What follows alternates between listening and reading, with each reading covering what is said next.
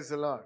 Hallelujah. உங்கள் யாவரையும் இயேசு கிறிஸ்து நாமத்தில் இந்த காலவேளையில வாழ்த்துகிறேன். பிரியமானவர்களே, கர்த்தர் நம்மை இன்னும் ஆசீர்வதிக்கிறதற்கு போதுமானதாக இருக்கிறார். இந்த ஆண்டிலே நமக்காக ஆயத்தம் பண்ணியிருக்கிற அநேக நன்மைகள், ஆசீர்வாதங்களை நிச்சயம் அவர் கொடுத்து நம்மை வாழ வைக்க போகிறார். அல்லேலூயா. சோர்ந்து போகாதிருங்கள். இன்று வரைக்கும் இருக்கிற சூழ்நிலையை கவனிக்காதிருங்கள். பின்னிட்டு பாராதிருங்கள். யாரையும் பார்த்து மனமுடைந்து போகாதிருங்கள். யாருடைய வார்த்தையும் கேட்டு மனம் கலங்காதிருங்கள். கர்த்தருடைய வார்த்தையை கேட்டு விசுவாசியுங்கள். கர்த்தர் உங்கள் வாழ்க்கையை புதிதாய் ஆசீர்வதிப்பார். இந்த காலைகளில் உங்களுக்காக தீர்க்கமாய் பேசுகிற வாக்கு தத்தத்தை பார்த்து ஜெபிக்க போகிறோம்.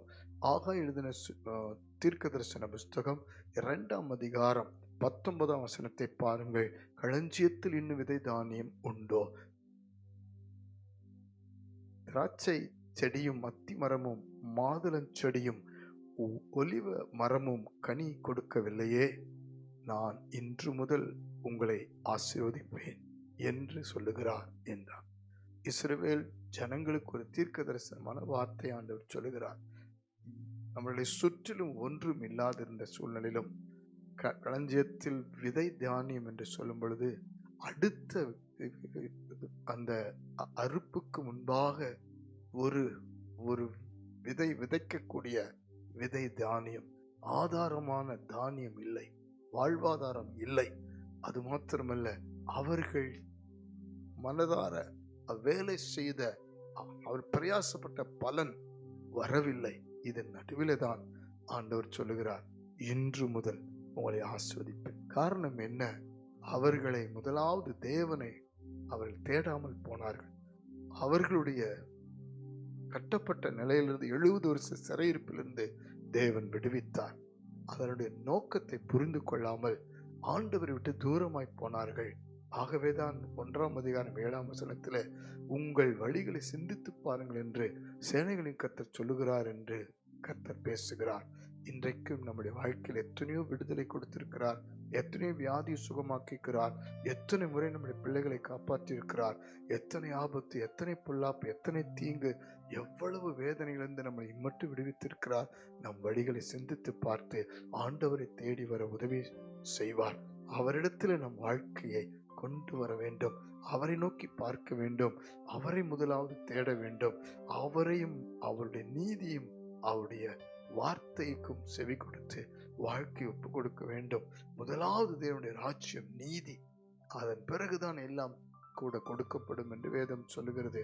அப்பொழுது பாருங்கள், எது இல்லாவிட்டாலும் நமக்கு கர்த்தருடைய வார்த்தையின் ஆசீர்வாதம் நிச்சயம் வரும். இன்று முதல் கர்த்தர் சொல்லுகிறார், உங்களை, குடும்பத்தை, பிள்ளைகளை சகலத்தை முன்வைத்து தான் சொல்லுகிறார், இன்று முதல் நான் உங்களை ஆசீர்வதிப்பேன்.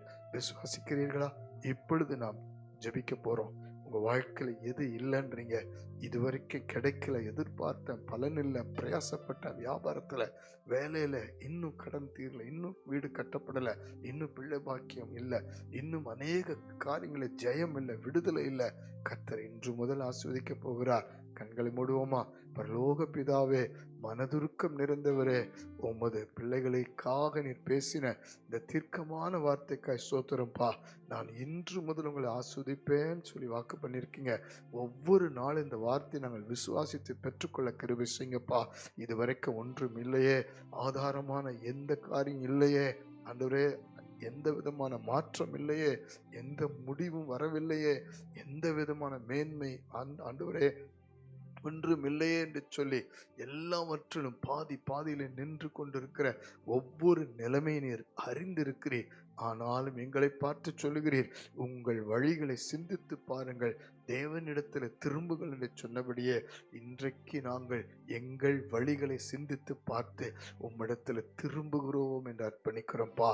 இந்த காலையில் ஜெபிக்கிற அத்தனைபடி வாழ்க்கையும் எந்த பாவம், குறை, குற்றம், உம்மை விட்டு தூரமாய் போன பின்மாற்றம், எல்லாவித கடின தன்மைகள், அன்று மனம் திரும்பாத வாழ்க்கை எல்லாம் மாற்றி அமைக்கப்பட்டு உன் பக்கம் திரும்பும் பொழுது கர்த்தர் இன்று முதல் உங்களை ஆசீர்வதிப்பேன் என்று சொல்வதற்காய் நன்றி, நன்றி, நன்றி. இயேசுவின் நாமத்தில் இன்று முதல் வியாதி படுக்கை மாறட்டும். இயேசுவின் நாமத்தில் இன்று முதல் கடன் பிரச்சனை மாறட்டும். இயேசுவின் நாமத்தில் இன்று முதல் எல்லாவற்றிலும் கர்த்தருடைய விடுதலை கொடுத்து ஆசீர்வதி மேன்மைப்படுத்தும். இயேசுவின் மூலம் தாழ்மையோடு ஜெபித்து அர்ப்பணிக்கிறோம். ஜீவனுள்ள நல்ல பிதாவே, ஆமென், ஆமென், ஆமென். God bless you. இன்று முதல் கர்த்தர் உங்களை ஆசீர்வதிப்பார். கர்த்தர் பக்கம் திரும்புவோம்.